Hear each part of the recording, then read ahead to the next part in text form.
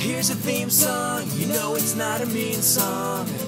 It's a good song, just as it should song. American Brews and Tunes. Shibbity-beeby-dow! Hello and welcome to another episode of Brews and Tunes. I'm Jesse Titus. And I'm Stephen Johnston. Brews and Tunes is a show where we talk about two of the very best things in the world. Like what? Like beer. And movies? No, not movies, silly. Then what? And music. Brews and Tunes. Yeah, Brews and Tunes. Every week, Steve and I recommend each other an album to listen to. And then at the end of the week, after listening to the album a bunch, we come together, have a new beer, which we'll also talk about during the podcast or show or whatever, and talk about the album. Yeah. So this week, Steve had me listen to an album by Lagwagon, which is a punk band, current, and but when were they like really popular, in the 90s? Or was it before then? Probably like mid to late 90s. Okay. Kind of when all that skate punk like whenever stuff this got album popular. came out? Oh yeah. In 95. And I'll be drinking a beer by, I think I'm saying the name right, Unibroue. It's Unibroue. What's a W? Unibroue. It's from Canada. It's a brewery from Canada. They have the La Fin du Monde, which means the end of time. That's a great beer. Is it unibrow when you have one eyebrow? Yeah. But it's something about brew. I think it's brows and brew. Unibroue. I don't know. It's something that's French looking, so we'll move on it from might there. be French Canadian. But the beer I'm drinking is called the Ephemere. I believe is also how you pronounce that. Sounds French to me. Yeah. It's a white ale. It's a white ale on lees, apparently. Je vais à la bibliothèque, oui. Oui. Or as they say, shortened version, ouais. Ouais. Ale brewed with pear juice, coriander, orange peel, and with natural flavor added. So that sounds pretty good. What do you have? I am drinking, it is a collaborative IPA between Beechwood Brewing, Heretic Brewing, and Stone Brewing, but mainly it's a Stone beer called the Still Unapologetic IPA. Because I believe the three of them came together and did a Unapologetic IPA at some point in time, and so they decided to redo it, and it's still unapologetic. Still. Wow. The tagline below says, "Who says the world needs another IPA? We still do." Classic Stone. Classic. But I'm going to get out my nice glass, and I'm going to crack this beer open and see what it's like. Nice. Oh, come on now. The cap gave me some struggles. I will not be cracking my beer open. This is one of those beers that has a cork in it. So you know it's fancy. So I'm just going to be kind of wedging the cork open. Whoa. Oh, it definitely smells like, smells like it described, I guess. Mine smells like a super citrusy, hoppy IPA. That's a good smell. It looks like a champion of a beer. Gotta try to pour this really slowly. But it's probably gonna... Ooh. It's pretty tasty.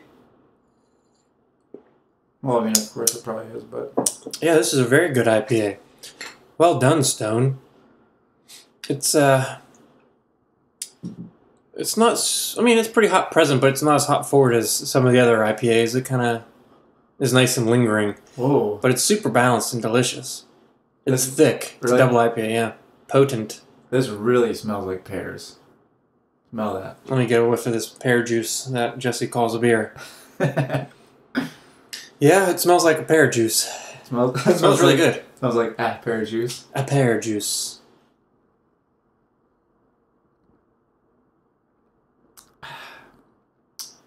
Whoa. I was not expecting it to be that sweet. It's almost like literally tasting like a bubbly juice. Does it taste like a pear cider?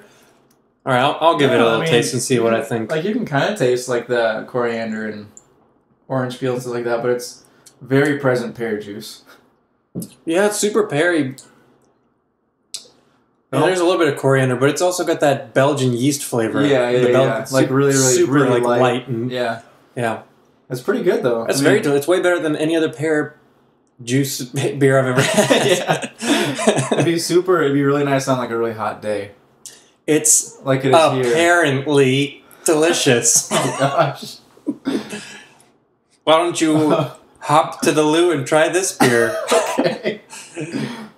It's a stone of a brew. Ooh, that smells really good. And for all your listeners, I just passed my beer so Jesse could taste it as well. I like that a lot more than this one, just because I like IPAs more. Yeah, but I mean, it's not like a super unique IPA, but it's done super duper well. I mean, that's usually what Stone does. It's like, yeah. Well, I mean, they definitely have some very unique beers, like the Jacobese. Is that how you pronounce it? Jacobese. Yeah. I think they just re-released that one. Yeah, I saw Craft Brews. It's delicious. Picture of it. It's a Mexican hot chocolate stout. Jacobese. Yummy. Yum. Would I get this beer again? I'm asking myself. Yes. That's what I would answer. Yes, I would, because it's as far as double IPAs go, it's not the thickest or like the most overpowering, and it's definitely like a sticky IPA, but it's not that intense. And yeah, it's just it's pretty easy to drink, and it's really delicious, and it's got a lot of flavor. Well, as far as if you're used to drinking IPAs. Yeah, if you don't drink IPAs at all, even like pale ales or anything, then it might be a bit much. But if you like IPAs, this is a nice, easy to drink, delicious one. That's how much I liked it. Man. Yum yum yum. Would I get this one? Would I get this one? Is that what you just asked me again, Steve? Is that what you... Yeah, would you get that one again? Probably not. Just because like it's good, but if I want that kind of yeasty Belgian style, I'll go with Omegang. True. At least right now, anyway. I haven't tried. Omegang is so good. Yeah, that's why I'd go with that over this. But anyway, what CD or what album did you listen to? I listened to an album by the Shins called Chutes Too Narrow. For the longest time, I kept wanting to call this album Kissing the Lipless, because that's the title of the first song, but I was wrong every single time. And it is called Chutes Too Narrow, which is based on one of the lyrics in one of the songs. And I actually thought it was like a parachute too narrow. Oh, really? Yeah, until I looked at the album cover. Shoots, yeah, like, as in, okay, I got you. Because if you have a narrow parachute, I would assume that means it's not going to work too well. Right. But they mean shoots as in shoots and ladders, like a slide. Yeah, like a slide, yeah. I didn't realize that until I looked at the album cover. Yeah. So I, for a long time, was thinking, ooh, a narrow parachute. That's going to be wouldn't work too well. That's going to be a crazy fall. That's funny. But no, it's if you're going down a chute, like a chutes and ladder slide type chute. Slides too narrow. Yeah. Still, what does that mean? Are you going to get stuck or fall out? Chutes too narrow, yeah. I mean, I don't know. And if you didn't see the spelling, shoots too narrow. Shoots. Like he has a gun. Chutes. Shoots. Yeah. Choops. Yeah. But yeah. But before we get into those albums, let us give a shout out to our sponsor, Tree Shelf. Yeah, thank you. Tree Shelf, they have been sponsoring us for, I believe this is the first week, correct? This is the first week that they've given us a sponsorship. So it's very nice of them. They're a local band out of Nashville. I believe they're an acoustic act. No, I know they're an acoustic act. And they just write really great music. True, yeah, I mean... They say what they try to do is just kind of accurately represent what they're going through in life through music, through song. If that doesn't tug at your heartstrings, then I don't know what will. You must be a stone cold person IPA. then. Stone cold IPA. No, but yeah, they are a great band. I love them to death. Yeah, so do I. I love them. Yeah, They're great. Go like them on Facebook. Go see a show from them. Buy a song or a whole album, or stream a song for free. They're everywhere. Check them out. Literally, I mean... Tree Shelf. 2 words, Tree Shelf. Yep. And thanks again for them for being our sponsor this week. Now, back to the program. Yeah. So, I'll talk about this album before we get into your album. Okay. I had never listened to anything by the Shins prior to this week. Well, I mean, I think I probably showed you. But I probably was like, meh. Yeah. When someone shows me new music, I'm always kind of like, meh. It has to really sink in for me. Or it has to be shoved down my throat. Or down my ear, or whatever. Down your gullet. My gullet. But yeah, for some odd reason, I was kind of expecting more of like the Arcade Fire type sound. Okay, yeah. More, I don't know. More indie, more, I think I know what you're talking electronic about. indie almost, if that makes any more sense. Less poppy and less rocky. Yeah. That makes sense. And so the very first song on this album, Kissing the Lipless, which is kind of when you think about that title kind of, you look at it and you're like, what the heck? Right. Whoa. That kind of gave an accurate portrayal of what the rest of the album was going to be, kind of, because it kind of, it starts off real kind of mellow. Yeah. Real soft. And then it comes in and gets really big and really fast. Yeah, that's and so good. It's a head bobber. Like if I was at a concert, I would jump around a lot to this song. It's I don't know. It's a ripper. Yeah, it's a ripper. This song rips. Is that what you wrote down? No, I actually didn't write that down. But that's also another surprising thing is also, I didn't expect this kind of voice out of him. Oh, yeah, I know. I love his voice. I do, too. It's really different. And again, I don't know what I was expecting. Kind of more of like a, like the hipster new voice kind of is. Like, other than Mumford & Sons-y kind of hipster voice. That type of voice is what you're expecting? And you're honest to me. No, that's not even. Your heart. You're still in the 90s. Your heart. See, your heart. More like Bonnie Bear? Like Bonnie Bear. Let's go with that. Let's stop singing songs so I don't get sued. Yeah. Funny story about that song. We were whenever I first started listening to that album, I was in high school, and there's an ice cream place in Stillwater, Minnesota, right by where I used to live in Minnesota, called Nelson's. And it was a great ice cream place back when I still had ice cream regularly. But I was playing. Jesse doesn't have ice cream regularly anymore because he is. It destroys my bowels. That's what it does. Yeah, and to be my frank, stomach. I suppose you have a touch of lactose intolerance. Yeah, but it seems like it's mostly milk though. Well, like cheese. I mean, cheese does it, but that's not as bad as milk though. Yeah, and that's not cool, especially when today's society you have to be really tolerant. Yeah. Such an intolerance for milk. Gosh. Anyway, I was driving there with my friend Zach, and I believe two ladies as well. I can't remember who it was. Oh. I know, right? Oh my gosh. Ice cream date. Ice cream date, you know it. But that song, that song came on. Like I had just started the album after I picked one of them up, and we were driving there, and I kind of like had it like blasting, and then whenever, like when the beginning happens, and you're like, just a bit, or whatever they do, In the Shins. Yeah, and kissing the lip, and kissing the lipless. Yeah, like that came on, and I was like, yeah, and then the ladies in the back were like, can you please turn that down? And I was like, fine. You should say. I guess I will. You turn it down, ladies. No, but yeah. Anyway, I don't know. It's just a really good album starter, and it kind of gave me more of an expectation of what to expect. Yeah, more of an expectation of what to expect from Mr. Redundant Man. I'm redundant often. No, but I, as far as the Shins go, I'm not very good at picking up on their messages. Yeah, same. But I think it's a song about unrequited love. Yeah, it seems like... And you think about the lyric, kissing the lipless. Like, if there's someone that's lipless and you're kissing them, because it's almost not possible, or if you are doing it, then there's no point in it. Yeah, exactly. That's kind of what I got out of it. Yeah. The next song was called Mine's Not a High Horse. Mine's not a high horse. Yeah, and so, I mean, obviously if you're on a high horse, then you're kind of proud and arrogant. Arrogant, yeah, definitely. Like, look at me, I'm on a high horse. Wowie wow. Except you don't think it's a high horse. My trumpets are blowing. No,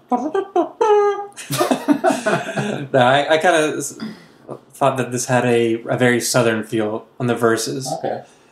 And this was the first song that I heard from them that made me think of Jack White. Okay, yeah. I remember you telling me that. More specifically, the Raconteurs, like the song Old Enough. Kind of that sound.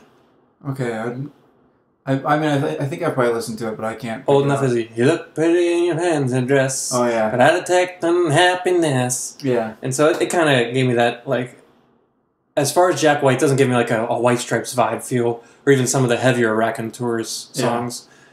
Yeah. But kind of that southern Raconteur Old Enough, which is the name of that song. It sounds like that. Okay. But not on the chorus. Yeah. They change a lot in the chorus, and a synth kind of comes in. I don't know. I liked the verses better than the chorus. Really? Yeah. Okay. It had a cool driving tom beat that I really liked. Mm. But, I don't know, this song was, every time I hear it, I'm like, Jack White. That's so weird. Because it doesn't sound like they're copying his sound, it just reminded me of that. It's just reminiscent. Yeah. Right. Yeah. I like never thought that. That's the thing that I thought of immediately when I heard the verse. Yeah. Yeah. I don't know. The song was good. It kind of kept up the tempo because it wasn't really a slow song by any means. It wasn't as fast as Kissing the Lipless, but it had more of a higher energy than some of the other songs. Yeah. But the next song, So Says I. Actually, did you see any of the music videos for any of these songs? No, I haven't watched anything for them. They are weird. Well, yeah, I mean, I would assume so, but... Because this one has a music video with all these animated penguins kind of like walking around and doing stuff. Yeah. It was just so weird. That's hilarious. But this also kind of reminds me of Jack White. I never ever got that from them. That's so weird. It does, and again, this song, it was good. It was faster. It kind of kept that tempo up. And I liked it. But it didn't really sell me until the one line, like maybe 3/4 of the way through, where it's kind of like that, I don't want to say a breakdown, but it's like, because if it makes them money and I just... Yeah. That song, when I hear that line, I'm like, oh, yeah. Because it's the way that the rest of the music kind of cuts out, and he's kind of just kind of... And then he just like belts that line out. And I really like that line, because that kind of punches the message of the song, and it's just really melodic. And that, if it wasn't for that part in the song... I don't think I'd be sold on it. Well, yeah, that's like usually what happens with music in general. Is like there's that climax that like is like the reason you like listening to the rest of the song. In some cases. Yeah. And Haas, not so much. No, Haas is nice. But back to the shins. Now back to the good stuff. Now back to the good. The first song was called Young Pilgrims, and that was the first toned back song. Mm-hmm. Stripped back, I might even go as far as to say, because a lot of it was, at least the beginning part was all just him and guitar, it seemed like. And this was the song where he talks about Chutes Too Narrow. And I was like, ooh, now I get it. The Chutes Too Narrow. And that's what caused me to look back at the album cover. Mm-hmm. Because other than that, he didn't talk about parachutes or anything. So I was like, what is he talking about? And then I heard that line in this song. I went back and looked at the album cover. I was like, oh, I get it now. Yeah. I don't know. It was a simple song. It was melodically, but that's what made it really catchy. Mm-hmm. It wasn't my favorite. Yeah. But it was good. I mean... Oh, do you have ratings for these? Last time you gave check marks. I gave check marks. This time, I didn't give any ratings. But as far as like 4 checks go, Kissing the Lipless would be... Wait, out of 4 checks? Yeah, well, we'll go 5. We'll go 4 being the highest? 5 will be the highest. I did out of 5 for the song. All right, for I don't know what the word I'm looking for. What? Similarity's sake. Similar sake. To keep everything kosher and similar. Coherent. Keep everything, the same. To keep everything on the same level. Kissing the Lipless... The same page. The same page, yes. Kissing the Lipless, I would give that a 4. Mine's not a high horse. I will give that a 3.5. Ooh, So Says I will give 3.75. Young Pilgrims, I will give 3. Okay, so we're going on the Untapped.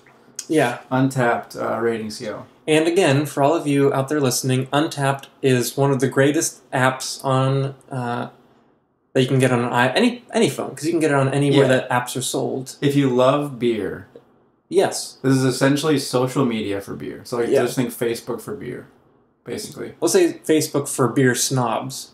Right? Yeah. I mean, you don't go in and check in a Miller Lite every time, or a Bud Light every time, or a Budweiser every time. You just find the beer that you like, or that you're having currently. You check it in, and you give a description about it. You can take a picture of it. You can say where you're having it. Yep. And then all your friends can see it, and you give it a rating. Oh yeah, you give it a rating too, based on a quarter-point scale. Yeah. From 0 to 5. Yeah, and it keeps track of all your beers. So sometimes I'll be sitting there and I'm like, have I had this beer before? And then I'll look on Untappd and I'll be able to see yes or no. Super or useful. I can see like what I thought of it.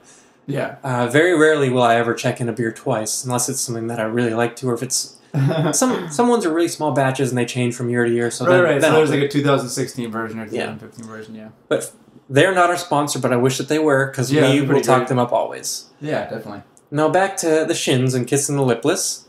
The fifth song is called Saint Simon, and this song is a 10 out of 5. Just kidding, it's a 5 out of 5. You just called the album Kissing the Lipless again. Oh, whatever. From the album Chutes Too Narrow. Yeah. The song Saint Simon is the best on the album, in my opinion, because it's so gosh darn catchy. I don't really know how to describe like the sound of like the verses and chorus. Mm-hmm. It's kind of like it's in a minor key, and it's got that. What kind of vibe would you say it has? Like during those verses and chorus. How does it? I'm trying to remember how it goes again. I haven't listened to this album in a while.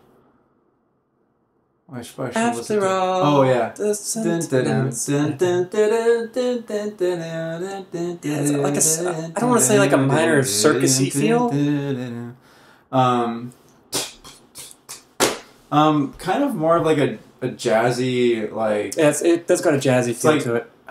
I don't want to say like big band, but it's kind of like that same like driving force of like a big band, but like really jazzy, and the guitar part is really like doom, doom, doom, boom, doom. Yeah. So like it's really like punchy, and like there's not much going on in the guitar part. But it's really... it's something melody, that I could play, so if that says anything, then... But with the melody on top of it, it's super catchy.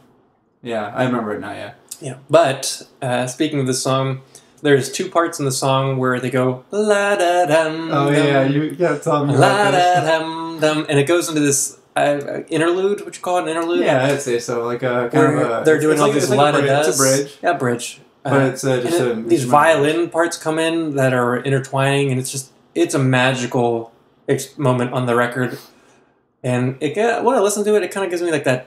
Like if you close your eyes and listen to it, it gives you that feeling of floating almost, and it's just solid gold. It's like the one point in an album where you like always get goosebumps. Yes, that's the one that gives me the chills. Yeah. Mm. Or raisy uppies, as some people call them. Raisy uppies? Yeah. Did you just make that up? Or no. You've heard people say raisy uppie. Yeah.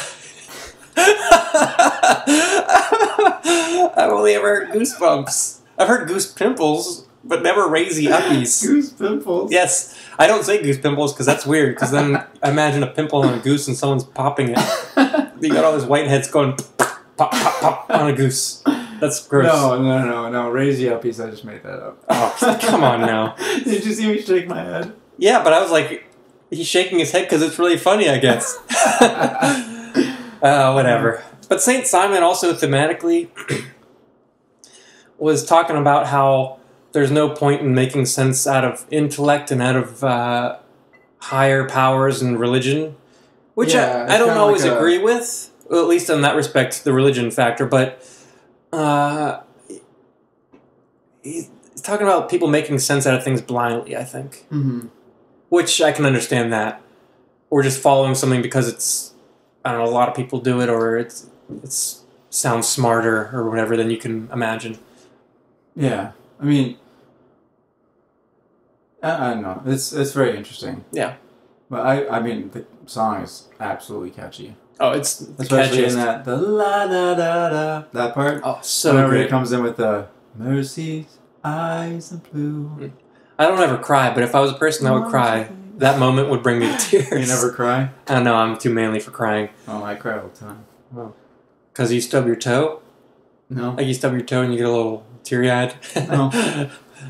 Because I have to go to work and then I'm like, I just want to be retired. The only thing that cries is when I'm sweating. You're right. Speaking of that, my pits are crying. Yeah, right I now. cry out the armpit a lot. All right, back to this album, which is not called "Kissing the Lipless." It's called "Chutes Too Narrow." The next song is called "Fighting in a Sack." Nice. And that one was a really fast, like '60s pop rock feel. Mm-hmm. Just like da da da da da. Do you like the beginning part? Yeah. It's really fast, like doo-woppy '60s like pop rock, Yeah. and it sounds really happy, but thematically it's not. Yeah. Which one of my favorite bands is Less Than Jake. They're a ska punk band, and they've always got these super happy it's hard to listen to ska music that's not happy because it's always got that super happy feel to it. But all their lyrics are like self-loathing and like really depressing and dark. And that's kind of how this one is. It's a super happy sounding song. They have that one song, what is it? Signs of Selling Yourself Short. Yeah. Yeah, it sounds super happy, not at all. Songs are really And that's how this song, Fighting in a Sack, is, because it's not a happy song. It's kind of about like abandoning your life's trajectory because it's not working and it's not worth it. Yeah. And it's really bleak and not happy. But it sounds so good. It sounds super happy. Yeah. And then you start listening to the words, you're like, wait a second. Wait a second. Yeah. Hold on a second. Yeah. That's not happy. This song, I will give it a 3.75 out of 5. Wow, okay. Pink Bullets, number 7. This also had a music video. It was I like haven't watched any of these. it was like a stop-motion video Really? of an animated cow. What? Yeah. It was like a sad cow. These music videos sound insane. It was weird, and it was this really sad-looking cow, like, and he was with another cow. Or her, I'm not really sure. I guess... Was there an udder? I want to say it was a milk cow, so it was probably 2 ladies, I guess. I don't know. But this song was super somber and another stripped-down song. And I think the song is about losing somebody. I can't really recall. I don't know. But hey. Well, that's what I'm saying. But it's a somber-sounding song, and the theme is definitely a sad one. So unlike the last song, this one matches up. Yeah, the feeling matches up reflects the words with the words. Yeah. Yeah. Like there's one line where he's talking about 2 kites flying it like in different directions, Mm-hmm. and so I mean the kite obviously represents him, and the other kite represents Someone. a friend or I don't know, a significant other or an idea or something, and they go in different directions. Yeah. And so it's pretty obvious what he's talking about there. The next song, Turn to a Square. Oh, I forgot to rate Pink Bullets. I'll give it a 2.75. It was fine. It's not one that I come back to and re-listen. Turn a Square, I would give 3.5 to 3.7. Oh, well, let's go 3.75. This has this driving guitar line that's doubled by the bass. Yeah. Do do do do do do do do do do do do do, and it goes throughout the entire song where the guitar and the bass are playing the same exact thing, and it kind of creates this really cool like bouncy driving effect. Yeah. And as far as that effect goes, it reminded me of Green Day "Warning." Do you know that song? I think so. Yeah. Do do do do do do do do do do do do do, and they sing over top of that line. It's just constant throughout the song with that kind of driving line, and then they sing over it. And that's how Turn a Square was. And he talks about a beautiful girl that he can't forget. Mm-hmm. And that's about all that song's about. Yeah. I don't really have much to say about it other than that. I mean, this is a song that I would come back and listen to because it's really catchy, so I'll give it... You know what? I'll just go with 4. Oh, we'll up it from 3.75 to 4. That's a good song. Wow. It's definitely not as good as Saint Simon because that's the best song on the album. Yeah. But it's good. The next song is Gone for Good. And that was kind of a slightly softer song, but not as much, and it had a lap steel guitar on it. Mm-hmm. If you remember that one, like the slide guitar going. I think so, yeah. And it reminded me of like old-timey Nashville country. Really? Yeah. Okay, yeah. Like if you listen to any of the country songs that have a steel guitar going... Yeah. I really do. Not like that, just kidding. But That's what I was thinking of. I was thinking that I was sitting at the Opry. Oh, at the Opry, really? Okay. Yeah, the Grand Old Opry. That's what I thought. I was sitting there listening to slide guitar on stage. I still haven't been there. It's... is it cool, or is it? It's cool to experience once, but once you experienced it once, you've experienced it every single time that it's ever happened. Yeah. Nah. Well, depending on what act is there, I guess. I'd say at least half to 3/4 of the acts are members that have been playing there for 30 years at least. Oh, really? Okay. And so there are people that have been doing it over and over again. But then there are newer acts that so who plays there? Everyone. Is it like country? A comedy?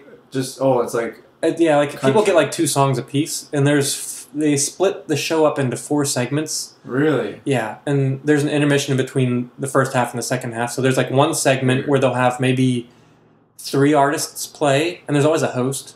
And then they'll have a commercial segment, and then they'll have like 3 other artists play, and then there's an intermission, and then they'll come back and do the second half. I mean, is it like big names? Yeah, they're all pretty much big names. There'll be some up-and-coming people also, and usually they'll have 1 or 2 headliners that play the last couple slots. Like I've seen Carrie Underwood play. Oh. Old Crow Medicine Show. Oh, really? Will play there. Yeah. Weird. They get big names. People who stole Bob Dylan's song. Who's that? Vince Gill. I've seen him play there. Vince Gill. Okay, yeah, I know that name. Yeah, so they got big people there. But the song "Gone for Good" sounded like I could have heard it there, at least during the verses, because that's when it's all old timey and country. Country. Yeah, until the chorus. Then that's when I started really liking it because they switched it up a little bit. And they've got some nice harmonies going on in there, and again, it's about an ending relationship, whether that's like a romantic one or not. Do you have any of the lyrics from that song in there?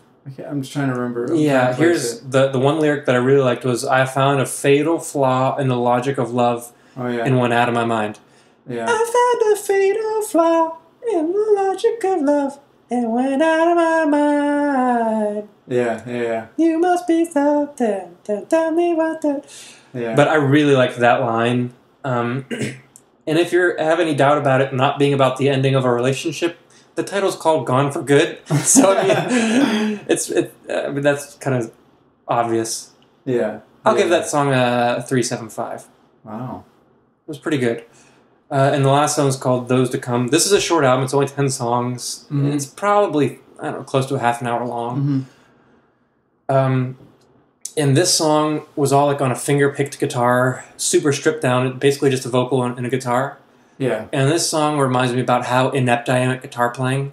Yeah. Because he doesn't do anything fancy on the guitar. It's just this one simple guitar melody line that goes through the entire song. It's like, do do do do do do. Yeah. And it's so simple, but it's super consistent and everything. And when I try and play stuff like that, it's not consistent. It's choppy. Right. And that reminds me that I should just practice guitar because I need to be good like that. I know, same. But whatevs. So, what did you think overall of the album, or of as your first impression of the Shins? Because this is a pretty decent first impression. Yeah, because I've listened to stuff from earlier and their newest album, which is amazing. My first impression was, wow, this is actually pretty good. Because I had this predisposition where I figured they were going to be an indie band that I didn't like. Right. Which I think of most indie bands until I listen to them. I feel like, have you ever heard of the band Band of Horses? Heard of them, but it's the same thing where I'd be like, meh. Well, you probably actually might not like them. Oh. Because I could see you being like, meh, they're just an indie band. Okay. Well, anyway, I'll check them out one day. But I don't know. Like I said, the first song that I heard was Kissing the Lipless, and that automatically made it so that I wouldn't think that it's the generic indie band, because that song set the tone for the album. Yeah. But, I don't know, there was a handful of songs that I didn't really care for as much, and the last song was one of them because it had that long driving tone. And it was a good song, don't get me wrong, but I lost focus by the end. Yeah, but that's the problem. There are more songs that I liked than I disliked on this album. Yeah. I'd say there's, 6 or 7 songs I would come back to and listen to on a regular basis. So this album, all in all, I'll give this album 4 out of 5. Wow, there you go. And if it wasn't for the song Saint Simon, it would probably be 3 out of 5. Not even 3.5 out of 5? No, it would drop straight to 3. Wow. St. Geez. Simon is such a good song. I really like that song. I'll come back and listen to that song until I die. Until the day I die, we'll listen to that song. Yeah. All right. Well, enough about this indie crap. Enough about indie. Time to talk about punk, which is the music that Steve normally recommends to me, either pop punk or, in this case, like an era where skate punk was popular. Because we all know that universally, punk rock music is the most popular out of all types of music. So we have no qualms about that. I mean, I wouldn't disagree with you. So there, 2 out of 2. That's a pretty good track record. As far as this podcast goes, punk music is one of the best genres. It is the best genre. I would say one of the best genres. It is the best genre. Now, what did you think about the album? So the album Lagwagon, the band Lagwagon, the album is called Hoss. Hoss. And do you know anything about Hoss? You just told me a little bit about him. He was a TV show character, right? I can't remember the name of the show. Gunsmoke? It might have been Gunsmoke. I mean, all I know is the album cover is literally a guy. I'm going to look it up on my phone cowboy hat on. because we have Google everywhere. So I'm just going to look it up and see who Hoss is. Hoss. Okay, well, he's doing that. I'll say a few things before I talk about the individual tracks on the song, on the album. Hoss Cartwright in the television western Bonanza. Oh, Bonanza, okay. Is that the show that goes dun dun dun dun dun dun dun dun dun? I have no idea. I don't know. I've never watched Bonanza. Bonanza Schmishmanza. I'm sure Josh would know, though. Probably. I think he watched all those shows. Bonanza and all the other old westerns. Josh Western? Yeah. Josh Watch Western. the westerns. Inside joke. Except his name is spelled U-R-N instead of E-R-N. Yeah. But anyway. Whatevs. Anyway, so just a few quick things about the band Lagwagon before I start talking about the individual tracks on this album. Whenever I first listened to Lagwagon, because I listened to him back in college, like you would show me a few other things. I remember. And the lead singer's name is Joey Cape. And I would imagine that a lot of people probably don't like his voice. He has a unique voice. Yeah, he has a very unique voice. It's not like really whiny, but it's kind of just different, I guess. Like not. There's no way to. I can't really describe his voice until you hear it. It's kind of like if Tim Armstrong. It's like he has a unique tone, or like Bob Dylan has a different tone to his voice. Mm-hmm. You know, and it's just different. That's just the way it is. So anyway, Joey Cape has a different sounding voice, but I like it a lot. Same as I like Tim Armstrong's voice and Bob Dylan's voice. It's good. Like it fits well, I think. And speaking of Joey Cape, do you know what his real name is? No, I thought it was Joey Cape. No. Is it not Joey or is it not Cape? Well, his last name is Cape, but his first name is Randall. Really? Oh yeah, because Randall, one of the songs, Joseph, right? Yeah, he says, "My name is Randall." Yeah, I wrote yeah. you. Yeah, his I remember that. Randall Joseph Cape. Oh, Randall. Okay, well, that is, Joey's still part of his name. I know, but Randall. Randall's a funny name. Yeah, makes me think of Monsters Inc. Monsters Inc. Yeah, remember Randall, the bad guy? No. Monsters Inc. is what the heck? He's the guy who can like. He's got he has the purple, dreads, and he can blend in. It looks like he has dreads. He can blend in with whatever's surrounding. I think he's like Steve a salamander or something like that. Yeah, I remember him. Yeah. Wait. Okay, so you just thought of Monsters Inc. because of the name Randall. Yeah. Okay, gotcha. So yeah, so Joey Cape, Randall Cape. Most people probably wouldn't like his voice. I think it's great. I think a lot of people like his voice, just because I think his voice is great. I think you're probably wrong. But see, whereas I think most people wouldn't like Tim Armstrong's voice, I think Joey Cape's voice is much more palatable. Well, yeah, I mean, you'll have to listen for yourselves and see if you like his voice. True. I think you'll all like his voice. Speaking of that, we will be posting clips or like YouTube videos, right? For the Yeah, we'll put them right underneath this. Yeah, we'll put them right underneath this. Go down, scroll down, swipe down if you're on your phone, and click on that and listen to them. And then join a conversation, leave a comment or something like that. Yeah. Anyway, so this album, I'll just say this straight out of the box, or straight out of the box, like, oh yeah, horses, okay. Straight out of the gate, that's what it is. There you go. I love the album. It is essentially like everything I love about punk music in one album. Essentially, I mean, like I only gave one song lower than 4 out of 5. Wow. Because there's a couple of songs on there that aren't nearly as good as others, but yeah, all in all, it's a really consistent, solid album. Yeah, and that's also one of the things I want to talk about is because like usually when I think of punk, like I think of a song like Violins on this album, or like a No Use for a Name song or something like that, like International U Day or whatever. But like this album, literally like every song is like consistent. Like in terms of, so yeah, I just want to get this out of the way right now. It's like every song is really consistent. Like the form is usually the same. The types of like bridges are usually the same. The melodies aren't always the same, but have the same type of form, and which is good, which is all really good. But anyway, so without further ado, Haas track by one, Lagwagon. Haas by Lagwagon, yep. Bonanza, Haas by Lagwagon. Okay, so track 1 is Kids Don't Like to Share. I thought it was a good way to start off the album. And I don't really know how much the titles like have to do with what the song means. I mean, I know like some of them definitely do.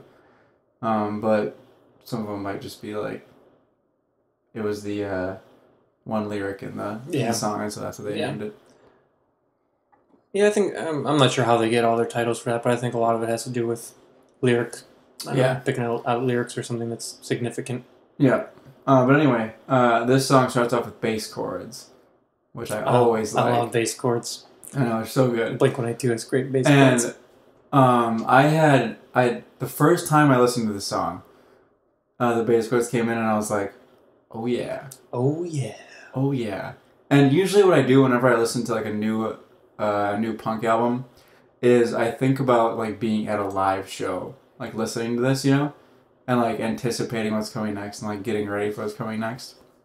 And so whenever the bass chords kind of like died down, I was like, oh yeah, it's about to happen. And then they came in like full band, like super fast, like the drum beat super fast, everything super loud, and I was like, yeah. I just kind of like had to do like a couple fist pumps whenever it started. Would you listen to it by yourself? Yeah, I was like, yes, oh yeah. I was like, oh yeah. You know what that moment reminds me of? What? When I listened to the new Blink-182 album for the first time. yeah. And I heard the song Cynical. I was literally... I was working from home that day, and someone sent me because that album got leaked like a week early. Yeah. And someone sent me a link. I was like, oh my gosh. So I clicked on it, and I hear these bass chords. I was like, all right, this is great. And then when the drums kicked in, I was like, oh, yes. And then Mark Hoppus started singing the verse. I was like, this is great. And then when Skiba comes in with that chorus, what's the point? I was like, there was tears welling up. I was in my room jumping. I was like, this is the greatest moment of my life. So you do cry. It was a figurative tears. Oh, really? Like figurative tears. Okay. Well, maybe I was crying sweat because I was jumping around so much. No, but I know that's that moment when you like hear something and you're just like, yes! Oh! Yeah, definitely. I mean, and that's how I felt. And that's in general how I felt through the whole album. Oh, nice. So this song, though, was a song where the title, I was like, why did they title it Kids Don't Like to Share? Because, like, the first line is, now you're searching for that new Messiah. Yeah, and then he comes in with everything. And that's also what the song ends with, too. Is now you're searching for that new Messiah. It's the latest fashion. So, like, I guess talking about, like, trends, talking about, like, religion in some aspect, and and talking about how essentially like it all changes, like it's cyclical, like it just continuously changes and there's no end to it. Makes sense. I was like, I don't really. Anyway, I didn't really understand the title too much, but great song though. It is a great song. Great start to the album. I gave that one a 4 out of 5. Wow. Which you'll see, I gave most of the songs a 4 out of 5. But anyway, and if you do the math, that's only 80, so maybe I should give them a 4.25 out of 5 or something like that. Anyway, track 2, Violins. Violins. Violins. Yeah. So and you'd heard this song before, right? Yeah. Had you heard the full band version before? Yes. Because does someone cover this on? Oh, never mind. No, he does it acoustic. Oh yeah. On one of his acoustic albums. Okay. And it's like a reggae song. Oh really? No, I don't even think I've heard that version. Oh, the acoustic version gives me the goosebumps. Really? Or the Razy Uppies. Razy Uppies. No, this song. You raise me up. Like those Razy Uppies. You raise me up. No more Josh Groban, please. My arm hairs. No, this song's great. I mean, it's essentially, a breakup song, and about moving on. Like one of my favorite lines. I think it's near the beginning. He says, "I wake up with your replacement, a bottle in my hand." Mm-hmm. So he's just like down. He's just like so like in the dumps. Like he's just like, I'm just gonna drink. And like I could see that. Like it's very personable or whatever. I like in the bridge when he's like, "You bring out the worst in me." Yeah. And I bring out the worst in you. Anxiety. Yeah. Awesome song. But yeah, Violins. I don't know if that's like an ironic title. Because a lot of people say like, "Oh, play me like the smallest violin in the world," or whatever. Your problems. Could be. But anyway, I gave that song a 5 out of 5 because it's phenomenal. I would agree with that one. And that is one of the 3 songs that if I had to recommend songs from this album, which is very hard to choose, I would recommend that song. I forgot to do that for mine. Should I do that right now? Do you know which ones you would? Oh, I definitely know. Well, obviously Saint Simon is one you would recommend. Don't recommend for me. Let me do that myself. Well, you were like give it a 10 out of 5. Well, so I would assume anything is possible. Here's the songs I would recommend in this order. The third best song is "Turn a Square." Okay. The second best song is "Kissing the Lipless." Yep. And what's the first best song? The first best song is "Pink Bullets." Just kidding.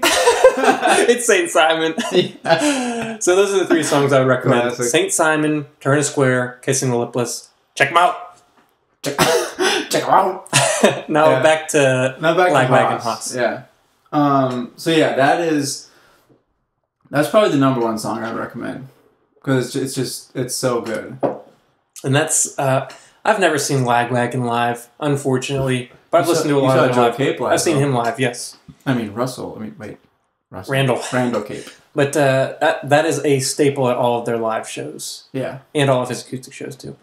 But yeah, that's one that they'll play a lot. Yeah. It's a great song. Superb song. Great song. The next song is called Name Dropping.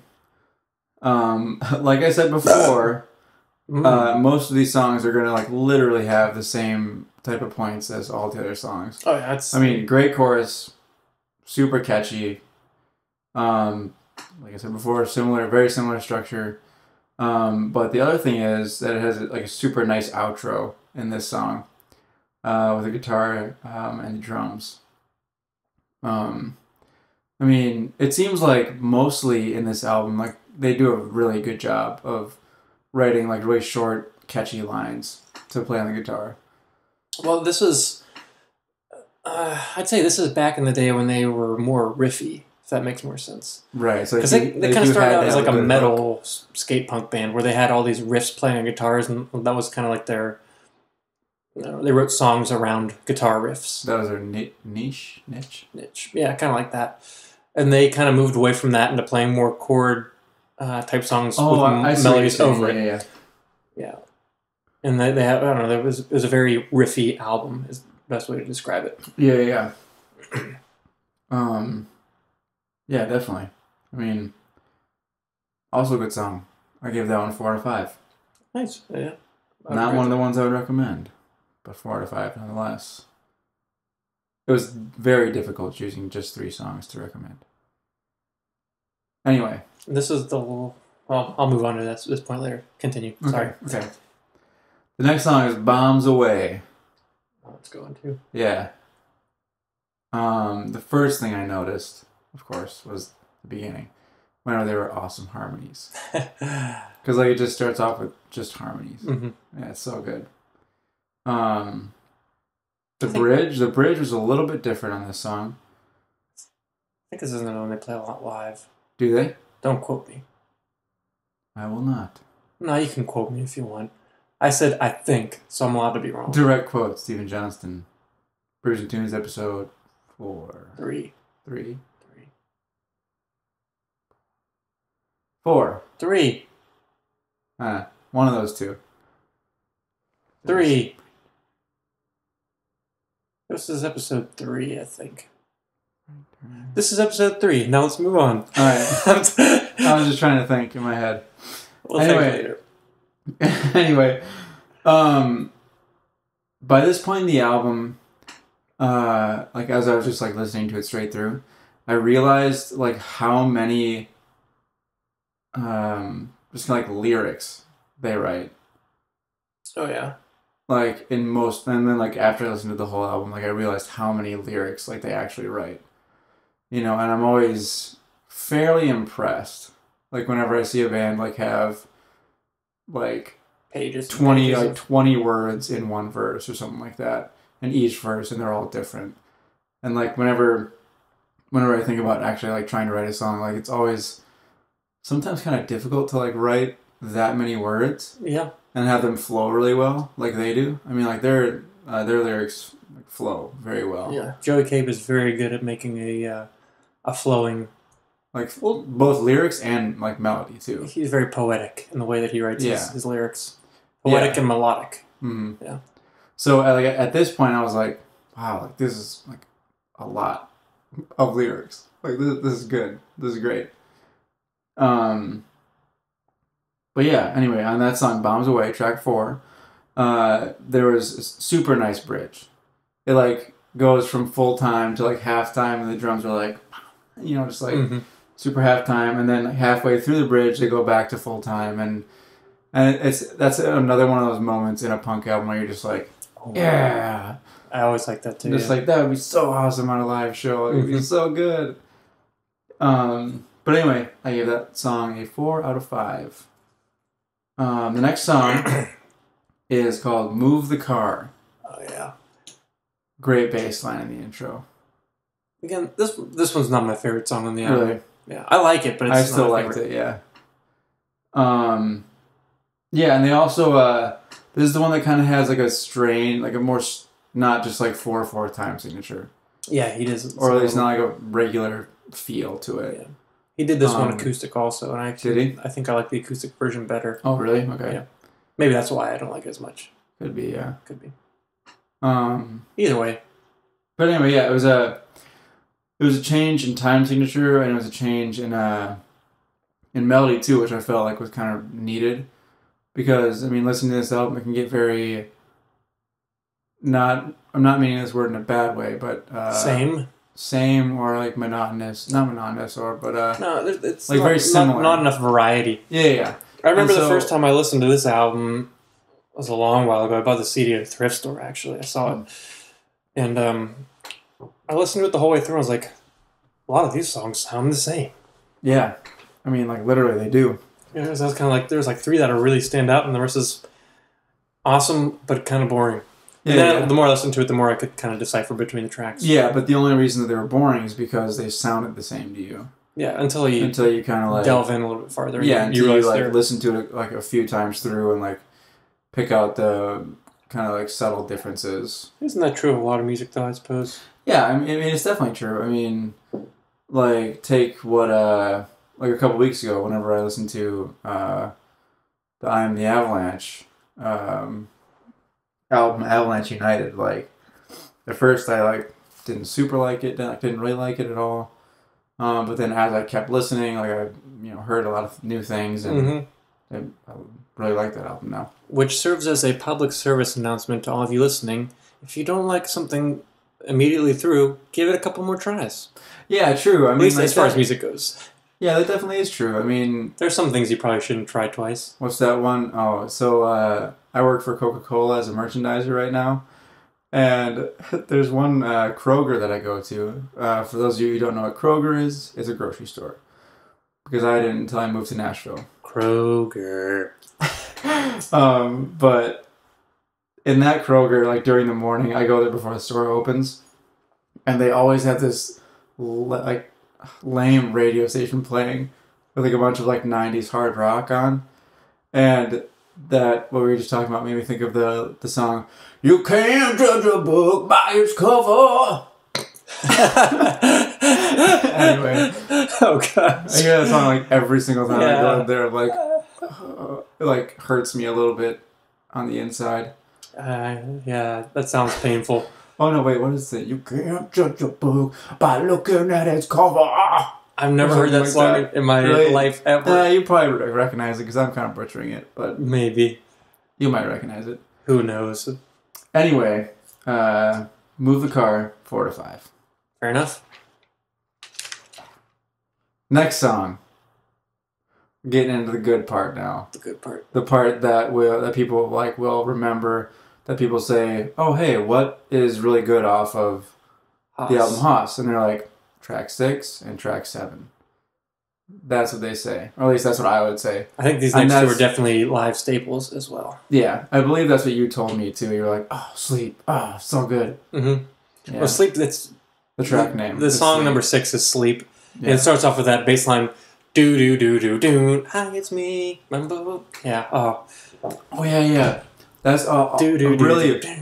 That's also the different. That song is different from the rest because it's not that standard sound. It's not that. Yeah. This it's one like the melody changes, like just everything changes. Like the guitar too is like more like boom, boom, boom.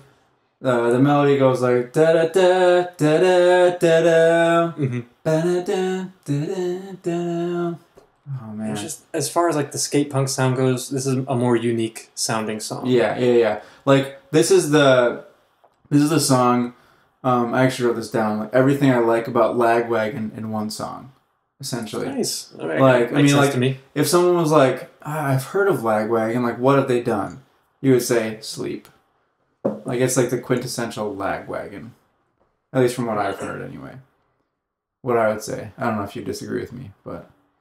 I think there might be some better songs to point to, but this is definitely up there. Off this album, that's this is the number 1 song I would recommend. Oh wow! Definitely. Yeah. Okay, yeah, it's a great song though. Yeah, just the melody, super catchy, and I also wrote down, "Oh yeah." Oh yeah. He didn't write down "oh yeah." He wrote down "oh yeah." There, it's italicized. Oh yeah. And everything. Oh yeah.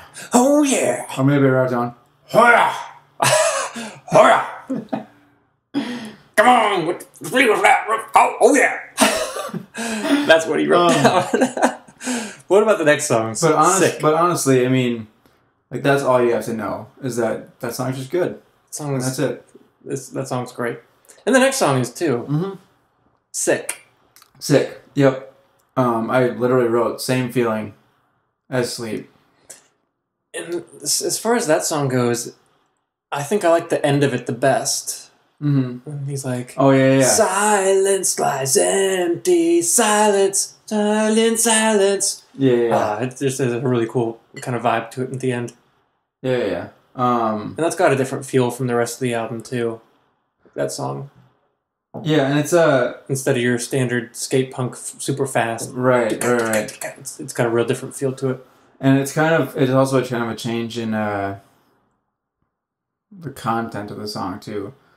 It was like before, you might say it was like kind of like superficial stuff or like outside of your mind, like as in like physical stuff. This is more of a. This is more like an internal inward examining song. Yeah, because like introspective is one of the lines that I wrote down. I said it kind of like seems like he's talking about like his mental state, like in general. He says, "If I say it again, can I kill it?" And then he just like says, "I'm sick of being sick," essentially. And then I think he's talking about like the depression a lot in that song. Yeah, he's talking about like depression, and then he also gets into like the prescription drugs too. Oh yeah. He says like they're saviors until you're dependent. Mm-hmm. And so he's like talking. It's like a little bit kind of like more deeper as in like emotionally subject matter. Yeah. And as opposed to like the song Violence talking about just like a breakup. Yeah. But I mean that can also be emotionally draining. But but then great song though. The one line that I really liked is at the end whenever he starts talking about silence lies empty, silence lies. But he says, "I'm ashamed to mention my anguish, but silence lies empty, silence lies." And so it's just like I'm like super like I'm in anguish right now, but I can't just not say anything about it because that's harmful, like to me, to my mental state, to who I am. Not what you expected out of like a punk rock song, huh? Yeah, it's like it's super good. I would also recommend that song. I think I actually decided to recommend 4 songs for this. Hey, that's okay. You can recommend as many songs as you so desire. That is okay. Thanks, man. This is our podcast. We make the rules. We make the rules on this podcast. Wow. But I gave that song and Sleep a 5 out of 5. Good choice. Track 8, Big Change. Rifle. Big change from that from the last song. Yeah, the title is Rifle. What's the first thing you noticed on this song? The drums. The drums. Yeah, definitely. And which brings me to that point I was going to say earlier, and I said, I'll save that for later. This is the last album from Lagwagon that had their drummer Derek on it. And I'd say that this is his standout track.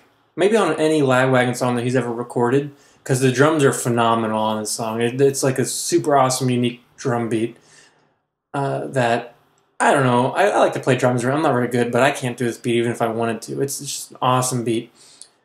But he quit. I can't remember why he quit, and then he played with Joey Cape and some other bands for a while. And then I think in 2005 he ended up killing himself. It was pretty tragic. And NoFX has a song called, I think it's called Doornails, and he's kind of paying tribute to all the people in punk rock who've either killed themselves or died too young. Wow. And I think the whole first verse is about Derek from Lagwagon, because he even says like, "Thank you for Rifle." Oh, really? Yeah, he's talking about all these like awesome things that Derek's done in his life. But this was his last big album, I'd say, that he was ever on. That's so crazy, man. Yeah. Huh. But that drum beat on Rifle is so good. Yeah, it's really good. The drum beat and the bridge where he's like, "Rifle, rifle." Well, yeah, it's mirroring the guitar part in the beginning. Yeah. And then even after that guitar part at the beginning, they come in with a riff right afterwards. Mm-hmm. Awesome. Yeah, it's another one of those songs where it's kind of weird how like simple like punk can please someone. Like it just like I hear that song and I'm like, yes, doesn't take much. And that's it. It's like yeah, because I don't know. It's probably why your attention span is so short for music. Yeah. Yeah, it is. Yeah, I mean, that's a great song. Yeah, it's just a super good song. Like and like I said earlier, like that's literally what I'm gonna be saying for most of these songs, because it's just a great album. I give that one a 5 out of 5. And track 9 is a song called "Weak." And I mean, okay, so as I was taking notes, this is even "Weak." I can't even remember how that song goes. I've listened to the song so many times. Same right now, but I'll just tell you what I wrote down at the time. Okay, fair enough. I gave it a 4 out of 5, first of all. And I said, same story as the other songs. Great. Feels like the whole album is amazing. So, like, at this point, I'm on track 9 out of 14. And so I'm just like, wow, it's like, this is just so good. It's a good song. It's not a standout song, but it's still good. No, but still, like, at that point, I'm just like, wow, this is great. Black Eye. Black Eye's the next track 10. That's a good one, too. I think that's better than Weak, because I can at least remember Black Eye. Yeah. I remember that one standing out to me, too. I didn't really write much, but I remember it standing out to me now. Move on to some of the songs that you wrote more for. Let's see. I gave Black Eye 5 out of 5, so I feel like I should have stood out to me, but it's... Nah. If it doesn't, then... So track 11 is Bro Dependent. That's a funny line. This is a very slight change in time signature / just the general feel of the song. Excuse me. Which I thought was a very good change, kind of like a needed change. Like it seemed like there was that first change in which one was that? Track 5. So like maybe a third of the way through the album, right? And then a nice change. I mean, even Rifle was a change from the general. I'd say the first half, like the first, I don't know, third to a half of the album is pretty similar, and then they throw some curveballs. Yeah. But that song was good. I mean, there's a very nice quiet section, like, which is why I said it was a good change, because like it wasn't just a typical way they structure a song. No, I just think the title's funny because it's called Bro Dependent. Yeah, it kind of reminds me of that Blink-182 song, the new one, Bohemian Rhapsody. And Lagwagon also has a B-side called Brodeo. Brodeo? Yeah. It's also a super catchy song. Really? Yeah. But anyway, on to the next song, which I believe is one of Steve's favorite songs ever in the entire world. Razor Burn. Oh, yes! Oh, Razor Burn is so good. This is the highlight of the album for me. This is the fourth song that I recommended, because I had to recommend this one. I mean, this song... It's hilarious. It's hilarious, but it's also, like... It's a breakup song. Yeah. Through and through. It's about a guy who broke up with his girlfriend and grew a beard because he was sad. A mustache of shame. Well, it starts out as a mustache, then a beard of shame. Oh, yeah. But I mean, obviously, there's some truth to it, but it's so funny. She found out I was lame. I grew a beard of shame. Yeah. On the night she has left, a new man. Yeah. I have a new mustache. And there's a part where he's like, on the night she left me, facial hair grew miraculously. Yeah. I wish that would happen to me. if all you needed to grow a beard was to break up with someone, I'd break up with people left and right just to grow a beard. I wish so much that I had a beard. And if that were true, then I probably wouldn't have a beard. Well, I mean, genetics have some play also, but... Yes. Nah, this song's great. This song's hilarious. What's your favorite part about it, though? I would call it a bridge. I'd say bridge, yeah. Yeah, they started singing "Come All Ye Faithful." Come all ye faithful, joyful and triumphant. She has a new man. I have a new mustache. It's so funny. When I saw Joey Cape live, I think No, I wanted to request this one, but I ended up screaming something else, and he still didn't play it. But it's so funny. It's a great song. It's just that bridge is just hilarious. It's just the whole song is really good. It's just so good. So that's why I give it a 5 out of 5, and why I would also recommend it. Yeah, it's one of my favorite Lagwagon songs in general. Let me see here. They're definitely a comedic band. They got that element of humor. Yeah. Humor because you want more of it. And the last two songs, track 13, Shaving Your Head, I thought was good. I mean, I also gave it a 4 out of 5. That's one that I don't really remember much. It's not, same here, but I mean, what I wrote down was good melody, good drums. I mean, just like the typical things that I've been saying about every single song, essentially. Track 14, Ride the Snake, it's still very different also. Yeah, it's Time to ride the snake. It was the one song that I debated about giving below a 4. Fair enough. Because even if it's not good, it's different. It's like, at least. I feel like the song would have fit better in like the middle of the album. Like I don't think it's a good album closer. No, it's definitely not, and that's Even a Razor Burn would have been a better closer. Yeah, like that. Like I wrote down interesting choice for the last song in the album because like that's what you will leave people with is like a song that sounds very very different. I don't think it's a good closer. Not that it's bad, but just that it sounds like it's just like you get to the last song and you're like all pumped up from everything else that's been happening in the album, and then like it just kind of gets to this kind of slower song that's slower, weirder, just kind of like weird, and the melody's kind of strange, and again. It's still a good song. Mm-hmm. One thing I did notice that this was the only song that used flange on it, the guitar effect.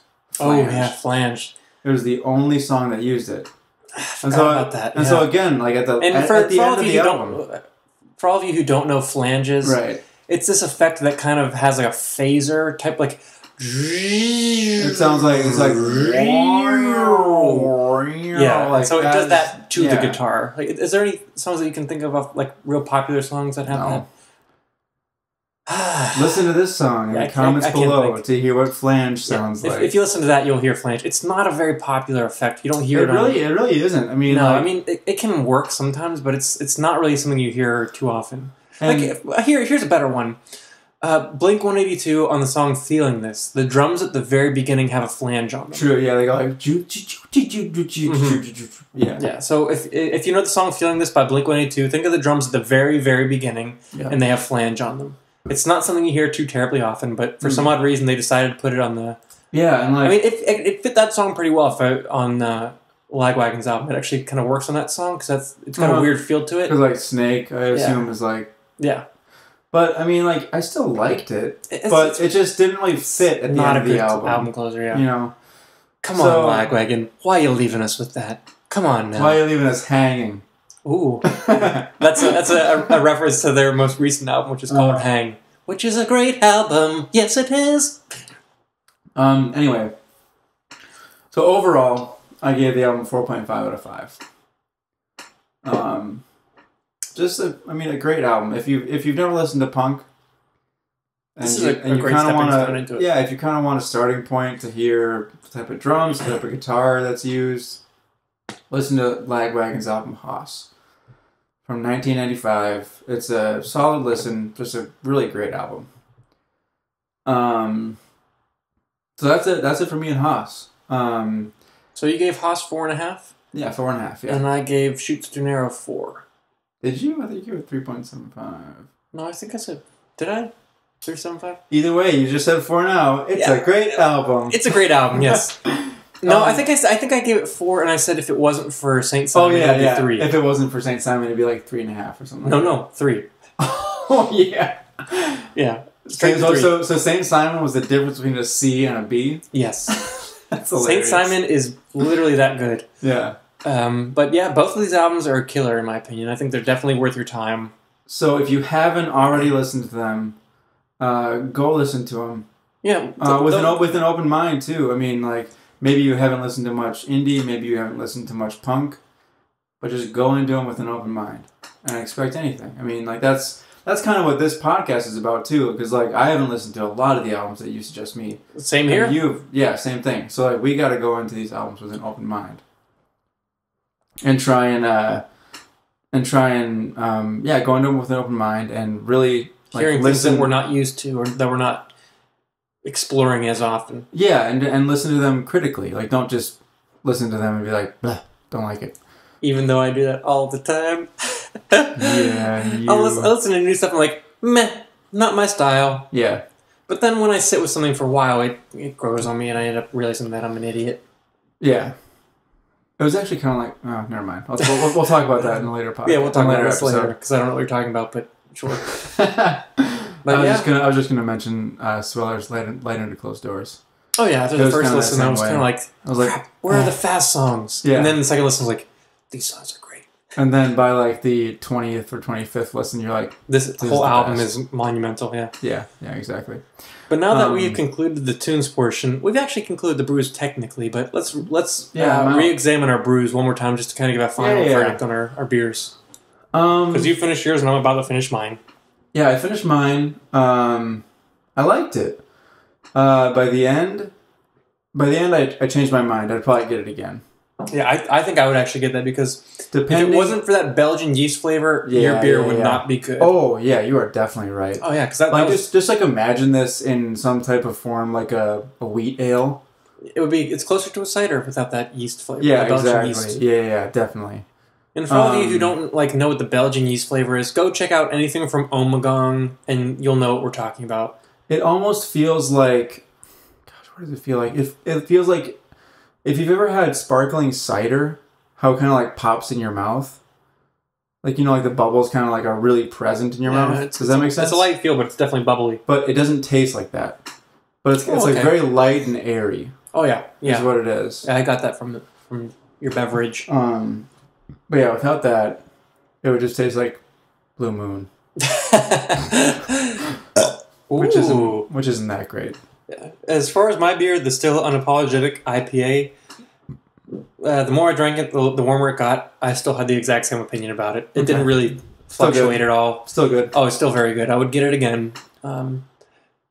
Well, as far I don't really tend to get beers more than once. Or you would get another IPA from Stone though. Oh yeah, if they released the still Unapologetic IPA. Yeah, I would go for it then. Yes. Yeah, and I wouldn't if someone handed me one of these, I wouldn't say no, that beer's gross, because I think it's great. It's a very good beer, and yeah, I'd get it again if there were no other choices. Yeah. No, I'm just kidding. But it's up there for me as far as IPAs go. They did a very good job with it. It's a fantastic IPA. Well, I mean, in general, Stone beers are. Stone IPAs are always fantastic. Stone IPAs are usually up there. Yeah, but it's a good beer. I'd recommend it for all of you who like hoppy, citrusy, bitter flavor. Yeah, definitely. Delicious. And so, as we always end the podcast, we're going to recommend the next album that we're going to listen to. So for you, I will recommend... it's between... Well, before I even recommend this, our next podcast is going to be a little different because we're going to review EPs. Oh, yeah. Which most of you probably know what these are, but in case any of you don't, an EP is simply an album with less songs. Usually, I don't know, 20 minutes? Anywhere from 4 to 7 songs. EP stands for extended play because it's longer than a single but shorter than an LP, which is a long play. And LPs are usually which regular albums. always confused me. Like extended play, long play, they both sound like they're long. Yeah. And I think a lot of it has to do with actual record size. Yeah. Which, since we listen to CDs, digital streaming, and all that stuff today, doesn't really matter as much. True. But we're going to be recommending EPs, so the albums we have are probably going to be about 5 to 6 songs. Yeah. So shorter songs, shorter albums. We're also going to have smaller beer. Yep, smaller beers. Instead of having a large bomber like we did the past week and this week, we're going to have small cans. Yep. And so what EP will you recommend from me? I'm going to recommend an EP by John Foreman, the lead singer of Switchfoot. He has done actually 8 EPs. Holy guacamole! But he releases them in a set of 4 each. So the first 4 were the titles were the 4 seasons. So spring, summer, fall, winter. Talk about concepts, man. That's crazy. Exactly. And then the second one was like based on 24 hours of the day. So like dawn, dusk, light, dark. I can't remember those are the exact titles. But anyway, I'm going to be recommending for you the fall EP. Okay. So that's what you'll be listening to. And I'm going back and forth between 2 Real Friends EPs for you to listen to. And my favorite Real Friends song is on their first EP, but their second EP is way better as a whole, so I'm going to recommend the second, I think. Okay. And that EP is called Put Yourself Back Together. Okay. And Real Friends is a kind of like a part of the new pop punk movement, which I'd say kind of like the Wonder Years. Mm-hmm. The Story So Far, and Real Friends kind of fits into that thing. Knuckle Puck, those guys. What about Neck Deep? Oh yeah, Neck Deep's definitely in there. State Champs. Have you listened to State Champs? Maybe only one song. Maybe I'll show you. I don't even know if I'd recommend it. No, I'd recommend them. Just not their second album because I haven't listened to it. Yeah. Their first album's really good though. Okay. But yeah, I will recommend Put Yourself Back Together by Real Friends. Okay. And I'm listening to Fall by John Foreman, I'm sorry. The Fall EP by John Foreman. Yeah. Well, That is going to be it for Brews and Tunes. But there's one word that we use to conclude Brews and Tunes, and we actually use it to start Brews and Tunes, and we forgot it to start it off with this, so let's end it. We're going to clank glasses and say the magic word, which is... The magic phrase. Shibbity-beep-a-dow! Signing off. This is Stephen Johnston. This is Jesse Titus. With Brews and Tunes. Peace. Goodbye.